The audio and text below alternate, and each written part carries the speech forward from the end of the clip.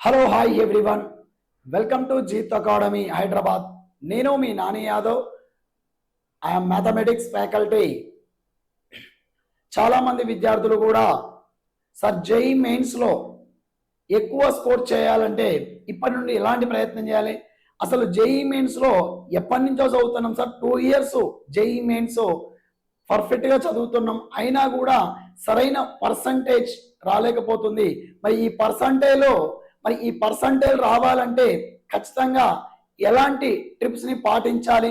మరి ఇప్పటి నుండి అలాంటి ట్రిప్స్ని పాటిస్తే ఖచ్చితంగా 2026లో రాబోయే జనవరి అంటే ఎవ్రీ స్టూడెంట్కి 2 times అవకాశం ఉంటుంది కదా, అంటే లాస్ట్ ఇయర్ సెకండ్ ఇయర్లో.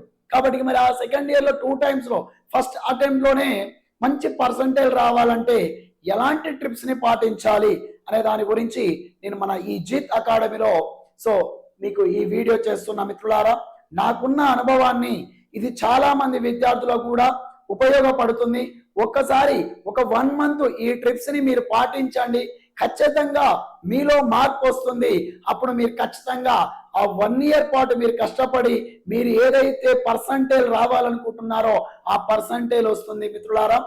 ఖచ్చితంగా ఈ యొక్క 5 ట్రిప్స్ ని 1 by 1 ఎక్స్ప్లెయిన్ చేస్తాను. ఈ ఎక్స్ప్లెనేషన్ లో మీరు 1 by 1 వినండి. ఇది పాటించండి, 100% మీరు సక్సెస్ అవుతారని కూడా నేను చెప్తున్నా మిత్రులారా.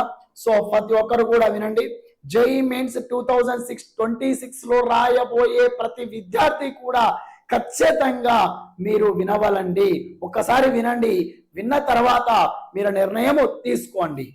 మిత్రులారా, ఫస్ట్ వెరీ వెరీ ఇంపార్టెంట్ ఏంటిది మాస్టర్ అంటే, ఈ 5 ట్రిప్స్ లో మొట్టమొదటి ట్రిప్స్ ఏంటిదంటే, జేఈ మెయిన్స్ క్లాస్ ఎవరైతే వింటున్నారో లెక్చరర్ బోధించేటప్పుడు ఈ యొక్క క్లాస్ నోట్స్ రాపిస్తాడు కదా, అది చాలా ప్రామాణికం. అతను రకరకాల పుస్తకాలను చదివి రకరకాల మోడల్స్ అన్ని అతనికి ఉన్న అనుభవాన్ని ఉపయోగించుకొని మీకు తరగతి గదిలో బోధించడం జరుగుతుంది. కాబట్టి ఖచ్చితంగా ఆ యొక్క ఉపాధ్యాయుడు బోధించేటప్పుడు నోట్ పాయింట్ పెట్టి నోట్స్ ఏదైతే రాయిస్తున్నాడో ఆ నోట్స్ అనేది చాలా చాలా ఇంపార్టెంట్. ఈ నోట్స్ మొత్తము రాసుకోవాలి.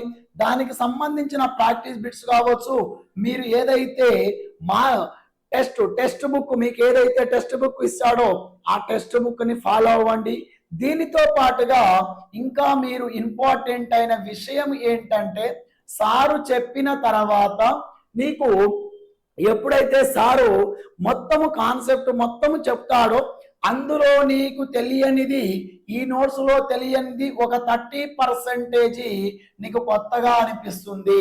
ఆ 30% మళ్ళీ నువ్వు షార్ట్ నోట్స్ రాసుకోవాలి. అంటే షార్ట్ నోట్స్ రాసుకోవాలి. ఈ షార్ట్ నోట్స్ ప్లస్ ఈ లాంగ్ నోట్స్, ఈ 2 నోట్స్లు నీకు చాలా ప్రామాణికం. మొట్టమొదటగా నువ్వు చేయవలసింది క్లాస్ రూములో టీచర్ బోధించేటప్పుడు రాసుకునే నోట్స్ ప్లస్ ఇంటికి వెళ్ళిన తర్వాత అదే నోట్స్ ని నువ్వు రివిజన్ చేసే సమయములో నీకు 70% 100% లో 70% నీకు వస్తుంది. రిమైనింగ్ 30% కొత్త వర్డ్స్ ఉంటాయి. ఆ కొత్తవి మళ్ళీ ఒక షార్ట్ నోట్స్ గా నువ్వు తయారు చేసుకుంటే ఇక మళ్ళీ ఈ నోట్స్ అవసరం లేదు. రివిజన్ కి నీకు ఈ షార్ట్ నోట్సే చాలా ఉపయోగపడుతుంది. ఈ షార్ట్ కట్ నోట్స్ నీకు చాలా ఉపయోగపడుతుంది. కాబట్టి ఈ నోట్స్ రాసుకోవాలంటే ఫస్ట్ కంప్లీట్ గా ఈ టాపిక్ నువ్వు క్లాస్ రూమ్ లో లెక్చరర్ బోధించేటప్పుడు నువ్వు రాసుకోవాలి మిత్రులారా. ప్రతి విద్యార్థి కూడా ఇది పాటించండి. ఇది మొట్టమొదటి నిర్ణయము. నెక్స్ట్ వన్ వచ్చేసి చూడండి మిత్రులారా. నెక్స్ట్ వన్ మెటీరియల్ అంటే రకరకాల మెటీరియల్ ఉంటాయి. నువ్వు ఏ మెటీరియల్ అయినా తీసుకోండి. అంటే ఏ కాలేజీలోనైతే నువ్వు జాయిన్ అయ్యావో ఆ కాలేజీ సంబంధించిన మెటీరియల్ తీసుకోండి. ఆ మెటీరియల్ లో ఉన్న ప్రాబ్లమ్స్ ని ఈ యొక్క సారు చెప్పిన కాన్సెప్ట్ ని యూజ్ చేసుకొని ప్రాక్టీస్ చేసుకోండి. అంటే మెటీరియల్లో నెంబర్ ఆఫ్ ప్రాబ్లమ్స్ ఉంటాయి. నెంబర్ ఆఫ్ ప్రాబ్లమ్స్ మీరు ప్రాక్టీస్ చేయాలి. అప్పుడు మీరు ఇది ఒక రెండో పాయింట్. ఇక ఇప్పుడు మీరు ఏదైతే అనుకున్నారో కాన్సెప్ట్ నేర్చుకున్నారు, ప్రాక్టీస్ బిట్స్ చేశారు, మీరు షార్ట్ కట్ నోట్స్ తయారు చేసుకున్నారు. ఇక మీకు కావలసింది PYQs, అంటే లాస్ట్ ఇయర్ ఏ విధంగా వచ్చాయి, అంటే లాస్ట్ ఇయర్ ప్రాబ్లమ్స్ ఏ విధంగా వస్తున్నాయి, మనం ఏ రేంజ్ లో చేయగలుగుతున్నాం, ఎలాంటి మోడల్స్ చేయగలుగుతున్నాము అనేది చాలా చాలా ఇంపార్టెంట్. అంటే 3వ స్థానంలో వస్తుంది PYQs. అంటే 3 ట్రిప్స్ గా పాటించాలి దీన్ని. ఫస్ట్ బుక్ తీయంగానే ఫస్ట్ PYQs ఏమేమి ఉన్నాయో, లాస్ట్ ఇయర్ లో ఏమేమి వచ్చినాయని, 2024, 2025, 2022లో ఎలాంటి ప్రాబ్లమ్స్ వచ్చినాయని చూడనవసరము లేదు. అంటే ఫస్ట్ ఆఫ్ ఆల్ నువ్వు చూడవలసింది 3వ స్థానంలో PYQs ప్రాబ్లమ్స్ చూడండి. ఈ PYQs ప్రాబ్లమ్స్ చూస్తే 100% నువ్వు ఎలాంటి ప్రాబ్లం చేయగలుగుతున్నావు, నువ్వు ఆ మోడల్స్ లో షార్ట్ నోట్స్ లో ఉన్నాయా, సో లాంగ్ నోట్స్ లో ఉన్నాయా, నీకు ఎలాంటి ప్రాబ్లమ్స్ నువ్వు చేయగలుగుతున్నావు. ఒకవేళ ఆ ప్రాబ్లం రాకపోతే ఆ యొక్క కాన్సెప్ట్ కు సంబంధించిన ప్రాబ్లాన్ని ఆ లెక్చరర్ తో కావచ్చు, నువ్వు ఎక్కడో ఒక దగ్గర దాని ఆన్సర్ రాబట్టుకున్న తర్వాత నీకు ఐడియా లేకుంటుంటే అదే టాపిక్ లో నువ్వు షార్ట్ నోట్స్ లో ఎంట్రీ చేసుకోవాలి.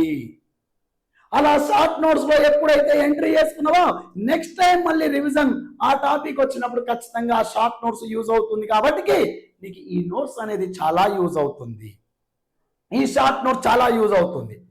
కాబట్టి ఇది PYQs చెప్పేటప్పుడు, PYQ చేసేటప్పుడు కూడా బాగా ఉపయోగపడుతుంది ఈ షార్ట్ నోట్స్. PYQs రాని ప్రాబ్లమ్స్ ఏదన్నా ఉంటే అలాంటి ట్రిప్స్ మీకు లెక్చరర్ బోధించినప్పుడు కావచ్చు ఎక్కడో ఒక దొరుకుతాయి. కాబట్టి వాటిని మళ్ళీ నువ్వు ఒకసారి ఈ యొక్క షార్ట్ నోట్స్ లో రాసుకునే ప్రయత్నం చేసుకో, అది చాలా ఇంపార్టెంట్. ఇంకా నెక్స్ట్ వన్ వచ్చేసి ఎగ్జామ్స్ ఎప్పుడైతే దగ్గరికి వస్తున్నాయో కంప్లీట్ గా సిలబస్ మీద 100% ఎగ్జామ్స్ రాయాలి. మార్క్ టెస్ట్ అంటే 100% సిలబస్ మీద ఎగ్జామ్స్ రాయాలి. ఒకవేళ లాంగ్ టైం ఇంకా 1 month 1.5 months ఉందనుకోండి, ఎవ్రీ 3 days కి, అంటే every 2 days 2 days physics, 2 days maths, 2 days chemistry exams కూడా రాసుకోవచ్చు. అంటే నీకున్న సమయానికి అనుగుణంగా చూసుకొని నువ్వు మార్క్ టెస్ట్ అనేది మాత్రం ఖచ్చితంగా అట్లీస్ట్ ఒక 10 మార్క్ టెస్ట్ మాత్రం రాసుకోవాలి. నువ్వు ఎగ్జామ్ పోయే ముందు 5 రోజుల ముందే రాయాలి. ఇక మళ్ళీ 5 రోజుల ఇంకొక 5 రోజులకు 4 రోజులకు ఎగ్జామ్ ఉందనుకోండి, అప్పుడు అస్సలు రాయొద్దు. ఓన్లీ నువ్వు చూసుకోవాల్సింది షార్ట్ నోట్స్ మాత్రమే, రివిజన్స్ చూసుకోవాలి. అప్పటిదాకా అంటే అట్లీస్ట్ మార్క్ టెస్ట్ లో కంప్లీట్ సిలబస్ మీద అట్లీస్ట్ ఒక 10 అన్న రాయాలి. ఒక 10 మార్క్ టెస్ట్ లా, అది ఆఫ్లైన్ రాస్తావా, అది ఆన్లైన్ రాస్తావా, అది ఎక్కడైనా రాయండి, నువ్వు ఎట్లనైనా రాయండి, కానీ అట్లీస్ట్ ఒక 10 mark test, so standard mark test రాసే ప్రయత్నం అయితే 100% ఉండాలండి. సో 100 సిలబస్ మీద రాయాలి, 3 hours ఖచ్చితంగా రాయాలి. సో టైం అనేది చాలా అవసరం అక్కడ మనకి ఎగ్జామ్ హాల్లో. ఆ సమయంలో నువ్వు రాయగలుగుతున్నావా అనేది కూడా ఒకసారి ఆలోచించుకోండి మిత్రులారా. సో ఇది కూడా చాలా చాలా ఇంపార్టెంట్. ఇంకా లాస్ట్ వన్ వచ్చేసి errors list out, find out చేయడం. ఎర్రర్స్ ని ఏ విధంగా ఫైండ్ అవుట్ చేయాలి? మరి లాస్ట్ వన్ వచ్చేసి ఏంటి సార్ ఇదంటే, ఎర్రర్స్ ని అంటే నువ్వు ఈ 5 అంశాల మీద, ఈ 4 అంశాల మీద ఫోకస్ చేసినప్పుడు, ఏదైతే మార్క్ టెస్ట్ రాసావో ఈ మార్క్ టెస్ట్ రాసినప్పుడు నీకు రానిది ఏదైతే, ఏ సబ్జెక్ట్ లోనైతే, ఏ టాపిక్ లో నువ్వు వెనకబడి ఉన్నావో, లేకపోతే ఆ టాపిక్ లో నువ్వు ఆ కాన్సెప్ట్ అర్థం కాలేదో, ఆ కాన్సెప్ట్ మీద మళ్ళీ రివిజన్ చేసుకోవాలి. ఆ టాపిక్ మీద ఎక్కువగా టైం ని కేటాయించగలగాలి, దాని మీద ఎక్కువగా ఫోకస్ చేయాలి.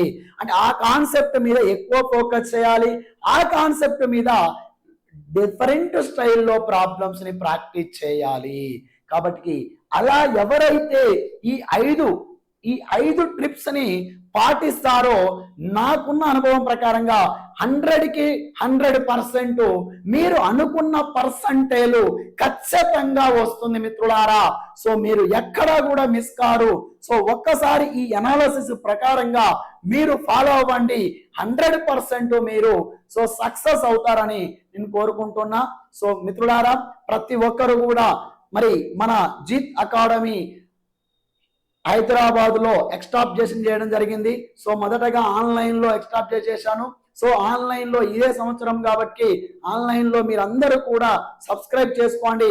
మరి ఐపీ కావచ్చు, ఎంసెట్, జేఈ మెయిన్స్ కి, నీట్ కి సంబంధించిన పోటీ పరీక్షలకి సో ఈ యొక్క అకాడమీ యాప్ లో యూట్యూబ్ ఛానల్లో ప్రీ క్లాసెస్ చెప్పడం జరుగుతుంది. నాకున్న గైడెన్స్ కూడా ఇవ్వడం జరుగుతుంది. మిత్రులారా, మీరందరూ కూడా మీ మిత్రులకు కూడా షేర్ చేయండి, నచ్చితే లైక్ చేయండి.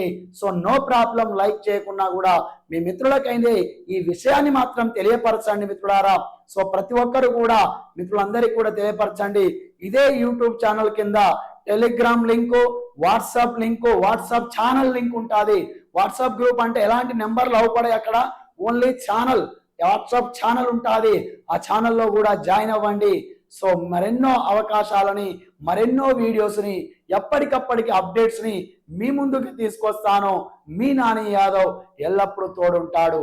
Thank you, all the best.